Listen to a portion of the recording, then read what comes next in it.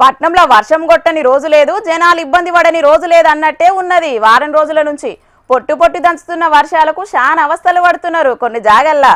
కానీ కొన్ని ఊళ్ళల్లో మాత్రం ఇప్పటికి సుద్దం వర్షమో రామచంద్ర అని మోకుతూనే ఉన్నారు జనాలు. వర్షాలు పడాలని గిడేం చేసిండ్రో చూడుండ్రు మీరే.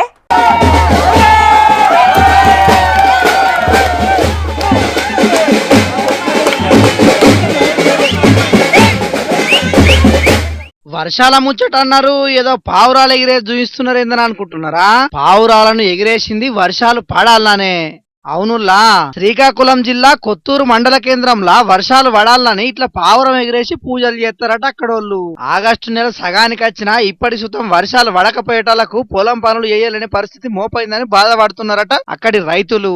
ఇట్లా చూసుకుంటా ఉంటే లాభం లేదు, పూజలు చేస్తేనన్నా వర్షాలు పడతాయని చెప్పి ఊరోళ్ళంతా కలిసి ఈ కార్యక్రమం చేసిర్రు. ఇయ్యాల ఊరికి దగ్గరున్న కొండలల్లా వర్షాలు పడాలని చెప్పి ఊరోళ్ళంతా డప్పు సప్పుల నడుమ అక్కడికి పోయి అక్కడున్న పెద్ద బండ దగ్గర ప్రత్యేక పూజలు చేసిండ్రు. ఆ బండ మీద పాయసం పోసి అక్కడనే ఒక మేకను, కోడిని, చాపను బలిచ్చి పావురాన్ని మాత్రం గాల్లకి ఇడిచి పెడతారట.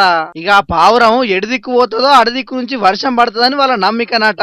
వెనుకటి సంధి వస్తున్న ఆచారం ప్రకారమే ఇప్పుడు కూడా అదే పద్ధతిలో పూజలు చేసిరట.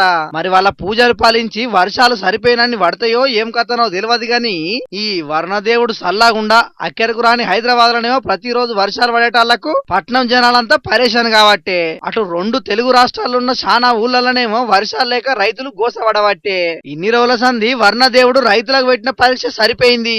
పంటలు ఆగమయ్యే పరిస్థితి అత్తాంది కాబట్టి ఇప్పటికైనా దండిగా వర్షాలు పడి పంటలు మంచిగా పండాలని మన జోర్దార్ తరఫున కూడా వాన దేవుణ్ణి ప్రార్థిస్తున్నాం.